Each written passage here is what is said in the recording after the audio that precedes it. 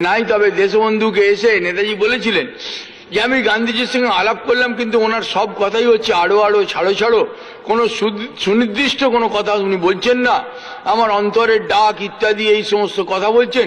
তাই কাজে আমি আদৌ সেখানে গান্ধীজির ব্যাপারে সন্তুষ্ট নই। তবে আমি আপনাকে চিনি, আমি আপনার নেতৃত্বে কাজ করতে চাই, তাতে আপনি যাই বলুন তাই মানতে আমি রাজি রয়েছি। এই ছিল গান্ধী সম্পর্কে নেতাজির অভিমত। ভারতবর্ষে ফিরে এসে তখন গান্ধীও ভারতবর্ষে প্রথম এসছেন। আমার জানার দরকার যে 1916 সাল অবধি ভারতবর্ষের রাজনীতিতে গান্ধীজি বলে কোনো ব্যক্তির কোনো অস্তিত্ব ছিল না। 1905-এ বঙ্গভঙ্গ, 1908-এ ক্ষুদিরাম, 1911-এ 12-এ দেশ বিভাগ মিটে গেছে, 12-এ প্রথম বিশ্বযুদ্ধ, 14-এ প্রথম বিশ্বযুদ্ধ শুরু হয়েছে, রাসবিহারীর ইতিহাস ঘটে গেছে, হার্ডিঞ্জের উপরে বোমা মারা হয়েছে, গোটা দিল্লিতে পোস্টার পড়েছে যে বাংলা ছেড়ে পালিয়ে এলেও রেহাই নেই। তারপরে রাসবিহারী চলে গেছেন। পরবর্তী যুদ্ধের প্রস্তুতিতে জাপান এবং গোটা এশিয়ার পরাধীন জাতিদের সংহত করতে ইউরোপিয়ান শক্তির বিরুদ্ধে এই সময় ভারতবর্ষে আবির্ভূত হচ্ছে বা আমদানি করা হচ্ছে মোহনদাস করমচাঁদ গান্ধী বলে এক ব্যক্তিকে। দক্ষিণ আফ্রিকায় যিনি আফ্রিকানদের আন্দোলনেতে কোনো কিছু অংশগ্রহণ করেননি, সেখানকার ভারতীয়দের আফ্রিকান হিসেবে একই আইনে দেখা হতো। গান্ধীজি এই ভারতীয়দের আফ্রিকান থেকে আলাদা করে ইংরেজের অনুগত একটি গোষ্ঠীতে রূপান্তরিত করেছিলেন, এবং যাতে ভারতীয়রা সেখানেতে ইংরেজের হয়েই কাজ করে বা তারা যাতে কোনো অসুবিধে ভোগ না করে, এই হচ্ছে গান্ধীজি দক্ষিণ আফ্রিকায়। এবং এই প্রথম বিশ্বযুদ্ধে গান্ধীজির আরেকটি ভূমিকা, যেটা আমরা জানি না, আমরা তো অহিংস গান্ধী বলেই জানি যে তিনি অহিংস। এমনিতেও গুজরাটি ছিলেন, নিরামিষ খান, সেখানেতে কাজে হিংসা তার কাছে আশা করা যায় না। কিন্তু এই গান্ধীজির রাজনৈতিক ইতিহাসে সেখানেতে একেবারেতে হিংসায় ভর্তি। সেই ইতিহাস দিয়ে আরম্ভ হচ্ছে গান্ধীর এই অগ্রগমন। দক্ষিণ আফ্রিকায় যখন গান্ধীজি প্রথম বিশ্বযুদ্ধ আফ্রিকায় ছড়িয়ে পড়ছে, তখন বুয়োর বলে একটি উপজাতি ছিল আফ্রিকায়, যারা কিছুতেই কোনো জাতির পরাধীনতা স্বীকার করতে রাজি ছিল না। সে বুয়োরদের বিরুদ্ধে প্রথম বিশ্বযুদ্ধে ইংরেজ সৈন্য অভিযান করে। গান্ধীজি প্রথমে ব্রিটিশ সেনাবাহিনীতে ভর্তি হতে গেছিলেন। যাদের জানা নেই যে ইংরেজের সঙ্গে গান্ধীজির কতটা ঘনিষ্ঠ সম্পর্ক ছিল, তাদের জেনে রাখা দরকার যে তিনি প্রথমে সেই বুয়োরদের বিরুদ্ধে সেই যুদ্ধে ইংরেজ সেনাবাহিনীতে ভর্তি হতে চেয়েছিলেন, কিন্তু তার লম্বা এবং ছাতির মাপে কুলোয়নি ব্রিটিশ সেনাবাহিনীতে ভর্তি হওয়া। তখন ইংরেজরা তাকে অ্যাম্বুলেন্স বাহিনীর সার্জেন্ট মেজর করলো। অ্যাম্বুলেন্স বাহিনী যারা যুদ্ধক্ষেত্র থেকে আহত সমস্ত সৈন্যদের নিয়ে আসবে। এবং সেই যুদ্ধে গান্ধীজি ব্রিটিশ অ্যাম্বুলেন্স বাহিনী নিয়ে ব্রিটিশ সেনাবাহিনী সাহায্য করেছেন, লড়াই করেছেন। এবং সেই যুদ্ধে বুয়োর বলে এই উপজাতিটি সম্পূর্ণ নিশ্চিহ্ন করে দিয়েছিল ইংরেজ। আজকে বুয়োরের কোনো একজন মানুষও বেঁচে নেই। এবং গান্ধীজি সেই রক্তাক্ত ইতিহাসের একজন সঙ্গী, এবং তাকে ব্রিটিশ গভর্নমেন্ট এই যুদ্ধে সহযোগিতা করার জন্য এবং ভারতবর্ষের পরবর্তী ঘুঁটি হিসেবে তৈরি করার জন্য তাকে উপাধি দিয়েছিল কাইজার এ হিন্দ। গান্ধীজির সেই সেনাবাহিনীর পোশাক পরা, অর্থাৎ আপনার অ্যাম্বুলেন্স ডিভিশনের পোশাক পরা ব্রিটিশ, তার ছবিও আছে।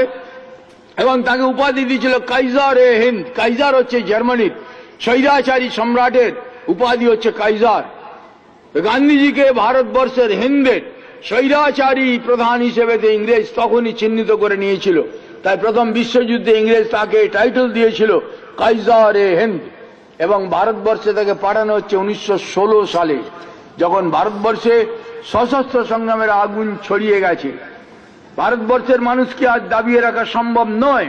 সেই সময় শান্তির ললিত বাণী শোনাতে এবং সহিংস বা সশস্ত্র আন্দোলনকে ভুল পথে পরিচালিত করতে গান্ধীজির আমদানি হয়েছিল ভারতবর্ষে। 1916 সালে এই গান্ধীজিকে পরিচয় করিয়ে দিচ্ছেন বোম্বেতে ভারতবর্ষের প্রমুখ ব্যক্তিদের সঙ্গে, এবং ভারতবাসীদের সঙ্গে একটি জনসভা হয়েছিল বোম্বে। এবং সেই জনসভায় সভাপতিত্ব করেছিলেন পাকিস্তানের স্রষ্টা, যাকে বলা হয় কায়েদে আজম মোহাম্মদ আলী জিন্না। মোহাম্মদ আলী জিন্না, ব্যারিস্টার জিন্না গান্ধীর পরিচয় করিয়ে দিচ্ছেন ভারতবাসীর সঙ্গে, ভারতীয় নেতৃবৃন্দের সঙ্গে, যে গান্ধীজি একজন বিরাট নেতা, ইংরেজ তাকে সমীহ করে চলে এবং গান্ধীজি সেখানে একটি আন্দোলনের নতুন ডাক দিচ্ছেন, অহিংসা সত্যাগ্রহ, অহিংসার ভিতর দিয়ে আসবে। এ হচ্ছে গান্ধীজি প্রথম পরিচয় ভারতবর্ষে মোহাম্মদ আলী জিন্না তিনি পরিচয় করাচ্ছেন। এই সূত্রে কিছুটা জেনে রাখার দরকার, সেই সময় বেশ কিছু বিলেত ফেরত ব্যারিস্টার যারা ইংরেজের ফাইল নিয়ে এখানে দালালি করেছেন এবং পরবর্তীতে নেতাগিরি করেছেন, যারা কেউ কোনোদিন কোর্টে দাঁড়াননি। Barrister Jawaharlal, barrister Jinnah, barrister Mahatma Gandhi, barrister Jyoti Bose, এরকম অনেক ব্যারিস্টার সেই সময় দেখা যাবে। আমি এই দীর্ঘ লিস্ট বাড়াচ্ছি না, যে দেখা যাবে যে এই ব্যারিস্টাররা কেউ ব্যারিস্টারই করেনি, কিন্তু ইংরেজের ফাইল নিয়ে ভারতীয়দের দরবার করেছে এবং যাতে ইংরেজ টিকে থাকে। গান্ধীজি হচ্ছেন সেরকম একজন ব্যারিস্টার, জিন্না হচ্ছেন সেরকম একজন ব্যারিস্টার, এবং একজন আরেকজনকে পরিচয় করিয়ে দিচ্ছেন 1916 সালে, 17, 18, 19 জালিয়ানওয়ালাবাগ মেশিন গানে গুলি করে প্রায় 1400-1500 মানুষকে মেরে দিল ইংরেজ। রবীন্দ্রনাথ তার নাইট উপাধি ত্যাগ করছেন। ভারতবর্ষ তখন রক্তর জন্য খেপে গেছে, মেরে টুকরো টুকরো করে ফেলবে ইংরেজকে। এরকম একটা অবস্থায় গান্ধীজি এবার সেই সময়ের নেতৃত্ব যারা ছিলেন, মতিলাল নেহেরু, তিলক, তাদেরকে বোঝালেন যে 1 বছর আমাকে একটা সুযোগ দিন, 1 বছর সম্পূর্ণ অহিংস আন্দোলন করুন, 1 বছরের মধ্যে আমি স্বরাজ অবশ্যই এনে দেব, স্বরাজ বাই এ ইয়ার, 1 বছরে। কিন্তু আন্দোলন অবশ্যই একেবারেই অহিংস হতে হবে। তখন ভারতবর্ষে এই জাতীয় কোনো অহিংস আন্দোলনের ব্যাপার, সর্বাত্মক আন্দোলনের কোনো ব্যাপার ছিল না। অতএব এরা বলেন আচ্ছা ঠিক আছে, কেমন গান্ধীজি যদি এই জাতীয় বলেন আচ্ছা শুরু করা যাক, তারপরে দেখা যাবে কোথাকার জল কোথায় যায়। কিন্তু জাতীয় নেতৃত্বের সঙ্গে একসঙ্গে মিলেই এটা ডাক দেওয়া হয়েছিল, গান্ধীজির কোনো একক আহ্বান ছিল না। এই অসহযোগ আন্দোলন বা স্বরাজ বাই এ ইয়ার গান্ধীজিকে নেতৃত্ব প্রতিষ্ঠা করা হচ্ছে। যখন আন্দোলন অহিংস আন্দোলনে গিয়ে চলেছে, তখন ইংরেজ কিন্তু তো অহিংস নয়, সে লাঠি মারছে, গুলি চালাচ্ছে, কেমন তার সেখানে আন্দোলনে কোনো খামিশ নেই। তো ভারতবর্ষের মানুষ তারা ওই রকম অহিংস আন্দোলন বলছিলেন। বদমাইশের মার হচ্ছে তাকে পাল্টা মার দিতে হবে, এটাই হচ্ছে ভারতবর্ষের ছাত্র সত্তা শিখেছে। ভারতবর্ষের শাস্ত্র এই কথাই বলছে যে সৎ লোক যে, দুর্জন যে, তার সঙ্গে সেই ভাষায় কথা বলতে হবে। তাই আমরা দেখব কানপুরের পাশে চৌরি চৌরা বলে একটি গ্রামে ওই 1921 সালের আন্দোলনেতে গ্রামবাসীরা, যখন গ্রামবাসীদের উপরে ওখানকার পুলিশরা, দেশীয় পুলিশ ছিল, তারা গুলি চালিয়ে হত্যা করে দিল 20-21 জন গ্রামবাসীকে, কিন্তু পুলিশের গুলি ফুরিয়ে গেছিল, যার ফলে গ্রামের লোকরা তখন ওই 17-18 জন পুলিশকে ধরে মেরে আগুন লাগিয়ে পুড়িয়ে দিয়েছিল। এ হচ্ছে চৌরি চৌরা। এই খবর যখন বেড়েছে তখন চারধারে আগুন জ্বলে গেছে, এবার ইংরেজকেই জ্বালিয়ে না মেরে দেয় ভারতবর্ষের লোক, এরকম একটা অবস্থা। আগুন জ্বলে উঠেছে, গান্ধীকে ডেকে পাঠালেন বড়লাট। এসব কি হচ্ছে মিস্টার গান্ধী? অহিংস আন্দোলন হওয়ার কথা ছিল, সেখানে এই সমস্ত আন্দোলন হিংসা দেখা দিয়েছে, আপনাকে আন্দোলন প্রত্যাহার করতে হবে। এটি জাতীয় আন্দোলন, গান্ধীজির একার ডাকে কোনো আন্দোলন ছিল না। মতিলাল নেহেরু, তিলক, দেশবন্ধু এদের সঙ্গে কোনো যোগাযোগ না করে আকস্মিকভাবে গান্ধীজি এই সর্বাত্মক আন্দোলনকে প্রত্যাহার ডেকে নিলেন, আন্দোলন বন্ধ করে দেওয়া হলো। ঠিক যেই মুহূর্তে আন্দোলন গতিবেগ পেয়েছে, দুশ্মনকে মেরে ফেলে দেবো, সেখানে আবার ন্যায় নীতির কি কেমন এরকম জায়গায় সেখানে আটকে দেওয়া হলো। আমাদের মানুষ অনেক মারা গেল, মার খেলো, কিন্তু আন্দোলন ভেঙে গেল, গতি পাচ্ছিল যেটা অসহযোগ আন্দোলন। এবং সেই সময় দেখা গেল যে গান্ধীজির এই নীতির ফলেতে দেশবন্ধু, চিত্তরঞ্জন, মতিলাল নেহেরু ইত্যাদি তারা কংগ্রেস ছেড়ে দিচ্ছেন, ছেড়ে দিয়ে তারা স্বরাজ্য দল বলে একটি দল করলেন, স্বরাজ পার্টি, এবং তার মাধ্যমে ভারতবর্ষের প্রত্যেকটি প্রদেশে তারাই সেখানে সংখ্যাগরিষ্ঠ হয়ে গেলেন। এবার আমরা দেখব 1921-এ কংগ্রেসের ইতিহাস যদি খুলি আমরা, এই কংগ্রেসের ইতিহাসে দেখব গান্ধী দাস প্যাক্ট। দেশবন্ধুর সঙ্গে গান্ধীজির একটা চুক্তি হচ্ছে সেই চুক্তিতে গান্ধীজি বলছেন যে বাচ্চা ছেলে যেরকম মাকে আঁকড়ে ধরে আমি সেইভাবে দেশ স্বরাজ্য দলকে আঁকড়ে থাকবো। এবং সেখানে এই কথাই বলা হলো, দেশবন্ধু যতদিন এই সংগ্রামী আন্দোলনে নেতৃত্বে থাকবেন, গান্ধীজি খালি খদ্দরের সুতো কাটার কাজ করতে পারেন, খদ্দর আন্দোলন করতে পারেন এবং খদ্দর আন্দোলনের কর্মচারীদের মাইনেও কংগ্রেস দেবে। এই চুক্তি হয়েছিল গান্ধী এবং দেশবন্ধুর ভেতরে 1921-এ গান্ধী দাস প্যাক্ট। 1924 সাল অবধি এই চুক্তি অনুযায়ী গান্ধীজি সুতো কাটার কাজেই ব্যস্ত ছিলেন, তার অন্য কোনো ভূমিকা ছিল না। 1924-এর পর দেশবন্ধু মারা যাচ্ছেন। নেতাজি সুভাষচন্দ্র বোম্বাইয়ের জেলেতে, এই বার্মার জেলেতে, সেই সময় দেশবন্ধু মারা যাচ্ছেন। ভারতবর্ষের সশস্ত্র সংগ্রামীরাও তারা দেশবন্ধুর নেতৃত্বে কংগ্রেসের ভিতরে ঢুকে ঢুকে রয়েছেন। সূর্য সেন থেকে আরম্ভ করে, ভগৎ সিং থেকে আরম্ভ করে দেশবন্ধুর নেতৃত্বে তারা তখন বর্ণচোরা হয়েছেন। দেশবন্ধু বলছেন যে আপনারা কিছুদিন আন্দোলন বন্ধ রাখুন, সংগঠন ছড়িয়ে নিন, যদি আমরা ফেল করি নিয়মতান্ত্রিক আন্দোলনে তখন আপনারা আবার হাতিয়ার ধরবেন। এই অবস্থায় চলছে, ঠিক সেই সময় দেশবন্ধু মারা যাচ্ছেন। এবার আপোষকামী নেতৃত্ব, গান্ধীজির সুতোকাটা গ্রুপ, তারা এবার প্রাধান্যতে আসছে এবং নেতাজি বাইরে, দেশের বাইরে বার্মাতে। অতএব এই সুযোগ তারা গ্রহণ করছে। ইংরেজ পুরোপুরি ভাবে এই সুতোকাটা গ্রুপকে ক্ষমতায় নিয়ে এসে এবার আপোষের কথা আরম্ভ হয়ে গেল, ইংরেজের সঙ্গে দহরম মহরমের কথা আরম্ভ হয়ে গেল। বিপ্লবীরা, সশস্ত্র সংগ্রামের ইয়াং ছেলে যারা, তারা পড়লো এবার দোটানায়, আমরা কোন রাস্তায় যাব। আজকে নেতৃত্ব কই যে আমাদের সঠিকভাবে নির্দেশ করবে যে আমরা কোন দিকে যাব। অন্য আন্দোলন তো বন্ধ হয়ে গেল, জাতীয় আন্দোলন দেশবন্ধুর মৃত্যুর পর। তাদের ভিতরে তখন যখন এইরকম চিন্তা আরম্ভ হচ্ছে, নেতাজিও তখন বার্মায়, তিনিও তখন চিন্তা করছেন যে দেশবন্ধুর পরে আন্দোলনকে কোন দিকে নিয়ে যেতে হবে, আরো পরিণত কোন আন্দোলনে সেখানে পৌঁছতে হবে, কিন্তু বার্মায় বসে থাকলে হবে না। তো নেতাজির সেখানেতে বার্মায় থাকার দরুন অত্যন্ত অস্বাস্থ্যকর জেল, সেখানেতেই তার যক্ষা রোগ হয়েছিল এবং সেই যক্ষা রোগের ফলেতে নেতাজিকে ডাক্তারি মতে চিকিৎসা করা ইত্যাদির জন্য ভারতবর্ষে নিয়ে আসা হয়েছিল 1927 সালে। 1928 সালে ভারতবর্ষের দুটি ঘটনা স্বাধীনতা সংগ্রামের ইতিহাসকে চিহ্নিত করে দিল। একটি হচ্ছে ভগৎ সিং দিল্লি অ্যাসেম্বলির ভিতরেতে বোমা নিক্ষেপ করছেন এবং সে বোমা কাউকে হত্যা করার জন্য নয়, হ্যান্ডবিল ছড়িয়ে দেওয়া হলো ভারতবর্ষের বিপ্লবীদের, সশস্ত্র সংগ্রামীদের উদ্দেশ্যে যে তোমাদের মিলিয়ে যাওয়ার কোনো কারণ নেই। বিস্ফোরণের এই শব্দের সঙ্গে সঙ্গে সারা ভারতবর্ষে বিস্ফোরণের পর বিস্ফোরণ ঘটাও এবং এই বিস্ফোরণের মাধ্যমে ইংরেজ ভারতবর্ষ ছেড়ে চলে যাবে, আপোষকামিতার কোনো জায়গা নেই। এই ছিল ভগৎ সিং এর দিল্লি অ্যাসেম্বলির ভিতরে ঢুকে বোমা নিক্ষেপ। আজকে বিভিন্ন রাজনৈতিক দল একটা স্লোগান উচ্চারণ করে, ইনকিলাব জিন্দাবাদ। তাদের জিজ্ঞেস করলে তারা বলতে পারবে না যে এই স্লোগানটা কোত্থেকে এসেছিল বা এর মানেটা কি, মানেটা হয়তো বলতে পারবে।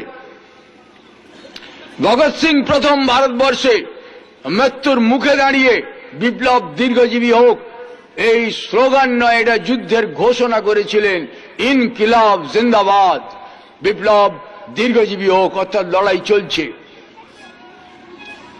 এ হচ্ছে ইনকিলাব জিন্দাবাদের ধ্বনি যা ভগৎ সিং উচ্চারণ করেছিলেন এই বোমা নিক্ষেপের সঙ্গে। তার আগে ভারতবর্ষে ইনকিলাব জিন্দাবাদ ছিল না। তাই যারা মনে করেন ইনকিলাব জিন্দাবাদ কমিউনিস্টদের স্লোগান, তারা জানেন না। আর কমিউনিস্ট যারা, তারা যদি মনে করে যে এটা তাদের স্লোগান, তারা মিথ্যে কথা জানে অথবা জানানো হয়েছে। ইনকিলাব জিন্দাবাদ ভগৎ সিং এর শহীদি স্লোগান। নিশ্চিত মৃত্যু জেনে দিল্লি অ্যাসেম্বলির ভিতরে বোমা নিক্ষেপ করে যিনি ভারতবর্ষের তারুণ্যকে, যিনি ভারতবর্ষের সশস্ত্র সংগ্রামীদের উদ্বুদ্ধ করতে পারেন, সেই ইনকিলাব জিন্দাবাদ ধ্বনি ভগৎ সিং এর প্রাণে রূপায়িত হয়েছে এবং আরো অনেকের জীবনে রূপায়িত। ঠিক সেই রকম হচ্ছে বন্দে মাতরম। আজকে জাতীয় কংগ্রেস, যুব কংগ্রেস, তৃণমূল কংগ্রেস, অমুক কংগ্রেস, তমুক কংগ্রেস, 101টা কংগ্রেস হয়ে গেছে। বন্দে মাতরম কংগ্রেসের স্লোগান নয়। বন্দে মাতরম ঋষি বঙ্কিম, মাতৃবন্দনা। যে বন্দে মাতরম মন্ত্র নিয়ে ফাঁসির মঞ্চে জীবন দিয়েছেন শয়ে শয়ে যুবক, যে বন্দে মাতরম মন্ত্র উচ্চারণ করে নিজে গুলি খেয়েছেন, নিজে পটাশিয়াম সাইনাইড খেয়েছেন, অসংখ্য শহীদ যুদ্ধক্ষেত্রে যে বন্দে মাতরম মন্ত্র উচ্চারণ করে একাকার হয়ে গেছেন, সেই শহীদী জীবনের প্রাণে প্রাণময় হয়ে উচ্চারণ হচ্ছে বন্দে মাতরম। এটা রাজনৈতিক স্লোগান নয়, এবং কংগ্রেসীদের এই স্লোগান উচ্চারণ করার কোনো অধিকারই নেই। যারা দেশ মাতৃকাকে ভাগ করেছে, এককালে ভারত মাতা বন্দে মাতরম যে মাতৃবন্দনার মন্ত্র, তাকে ভাগ করে আজ মাতৃদেহের গলিত সব লেহন করছে এই কংগ্রেসীরা এবং তার অনুগামী যত রাজনৈতিক দলেরা রয়েছে। এরা কেউ বিচ্ছিন্ন নয়, কেউ বিরোধী পক্ষ নয়। মানুষকে বিভাজন করতে এরা বাইরে ওই আলাদা আলাদা ভাব দেখিয়েছে, যাতে সাধারণ মানুষ একত্রিত না হতে পারে। তে হচ্ছে 1928 নেতাজি সুভাষচন্দ্র আজাদ হিন্দের স্বপ্নকে তুলে ধরছেন চোখের সামনে। 5000 বাঙালি ছেলে মেয়েদের মোটর বাইক ডিভিশন, ঘোড়সওয়ার ডিভিশন, পদাতিক বাহিনী, সামরিক ইউনিফর্মেতে কলকাতার বুকে যে রুট মার্চ, যে কুচকাওয়াজ দেখিয়েছিল, ব্রিটিশ সেনাবাহিনীর অনেক সেনাপতিকেও ঈর্ষার কারণ হয়েছিল তাদের সেই ডিসিপ্লিন এবং তাদের সেই কুচকাওয়াজ। ভারতবর্ষে ছড়িয়ে গেল আগামী যুগের স্বপ্ন যে একটা সামরিক বাহিনীতে আমাদের রূপান্তরিত হতে হবে, একটা সৈন্যবাহিনীতে রূপান্তরিত হতে হবে, একটা সংগঠিত লড়াইয়ের ভিতর দিয়ে ভারতবর্ষের স্বাধীনতা আসবে। শ্রী অরবিন্দ তিনি শেষকালে বলেছিলেন, আমি আজকে যে সশস্ত্র সংগ্রামের সূত্রপাত করে গেলাম, কালক্রমে তা প্রবাহে পরিণত হবে এবং উপযুক্ত নেতৃত্বের মাধ্যমে একটি পূর্ণ সামরিক অভিযানের মাধ্যমে ভারতবর্ষের স্বাধীনতা ঘোষিত হবে। ঠিক সেই জায়গায় আমরা দেখছি 1928 বেঙ্গল ভলেন্টিয়ার্স নেতাজি সুভাষচন্দ্রের নেতৃত্বে কলকাতায় 5000 ছেলে মেয়েদের সামরিক কুচকাওয়াজ। এরপরেই 1930 নেতাজি ইউরোপ থেকে ফিরে এসে বলছেন 10 বছরের ভিতর দ্বিতীয় বিশ্বযুদ্ধ আরম্ভ হবে, আমরা যেন তৈরি থাকি।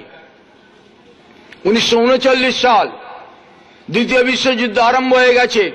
1938 গান্ধীজি এবং তারা নেতাজিকেই কংগ্রেস রাষ্ট্রপতি বা সভাপতি পদে সেখানে নির্বাচিত করেছেন, মনোনীত করেছেন। 1939 নেতাজি এবার নিজেই কংগ্রেস সভাপতি বা রাষ্ট্রপতি পদে দাঁড়াচ্ছেন। গান্ধীজিরা কিন্তু এবার তার ঘোর বিরুদ্ধে, কারণ কিছু জানা যাচ্ছে না। গত বছরও এই গান্ধীজিরাই তারা নেতাজিকে কংগ্রেস রাষ্ট্রপতি করেছেন। এবছরে হঠাৎ গান্ধীজিরা তার বিরুদ্ধে কেন হয়ে গেলেন, যেখানে অন্যান্য সকলেই তারা চাইছে যে হ্যাঁ সুভাষ বসু সেখানে রাষ্ট্রপতি হন। লড়াই হলো, গান্ধীর প্রার্থী হেরে গেলেন। পরাজিত হবার পরে গান্ধী অনুগামী যে ওয়ার্কিং কমিটির যারা ছিলেন তাদের নাম আমি এখানে উচ্চারণ করতে রাজি নই, তারা বই খুলে দেখে নেবেন। তারা সেখানে দিয়ে একটি অহেতুক প্রস্তাব পাঠ করালো যা ওই জাতীয় কংগ্রেসের সংবিধানে ছিল না। কংগ্রেস সভাপতি ওয়ার্কিং কমিটি তৈরি করেন, কিন্তু তারা বলল যে সভাপতি যেই হবে না কেন গান্ধীজির অনুমতি ছাড়া ওয়ার্কিং কমিটি তৈরি হবে না। গান্ধীজি ধারে কাছে নেই। সভাপতি নির্বাচন হয়ে গেছে। নেতাজি 104 ডিগ্রি জ্বর, স্যালাইন লাগিয়ে তাকে স্টেজে তুলেছেন মেয়র গুপ্ত, বাংলার বিপ্লবীরা। তার কারণ বিরোধীরা তারা বলছে, প্রচার করছে যে সুভাষ বোস ভয় পেয়ে গেছে তাই স্টেজে আসছে না, অসুখের নাম করে শুয়ে আছে। তখন বাংলার মেয়র গুপ্ত তথা বিপ্লবীরা বলেছিল যে আমাদের সোলজার ময়দানে মরবে কিন্তু ঘরে শুয়ে থাকবে না। তারা স্যালাইন নেওয়া অবস্থায় তারা 104 ডিগ্রি জ্বর, নেতাজি তাকে সেখানে স্ট্রেচারে করে নিয়ে গেছেন সভা মঞ্চে। সেখানেও একটা অদ্ভুত ব্যাপার, ওয়ার্কিং কমিটির সদস্যরা তারা এই প্রস্তাব পাস করালো। ওই প্রস্তাব গান্ধীজির অনুমতি ছাড়া ওয়ার্কিং কমিটি তৈরি হবে না, অর্থাৎ সভাপতি হলেও তুমি কোনো কাজ করতে পারবে না। গান্ধীজিকে খুঁজে পাওয়া যাচ্ছে না। শরৎবাবু খবর দিয়ে যাচ্ছেন, সেখান থেকে গান্ধীজি অন্য জায়গায় চলে যাচ্ছেন। এরকম যখন 7-8-10 দিন হয়ে গেল, তখন নেতাজি কংগ্রেস সভাপতির পদ থেকে পদত্যাগ করছেন। তিনি বুঝতে পারলেন যে তিনি যে কাজের জন্য কংগ্রেস সভাপতি হতে চেয়েছিলেন, কংগ্রেস ভিতর থেকেই তার বিরোধিতা করবে। অতএব তিনি পদত্যাগ করলেন, করে তার নিজের রাস্তার জন্য তিনি তৈরি হচ্ছেন। এরপরেই দেখা গেল গান্ধীজিকে কংগ্রেস নেতৃত্বে এবং তার সঙ্গে আমাদের এই সমস্ত কংগ্রেসী যারা ছিলেন তারাও একসঙ্গে মিলে এবার নেতাজিকে কংগ্রেস থেকে বার করে দেওয়া হচ্ছে 6 বছরের জন্য। তার প্রাথমিক সদস্য পদ কেড়ে নেওয়া হচ্ছে, তিনি আর সদস্য হতে পারবেন না। এই সমস্ত ঠিক করা হলো।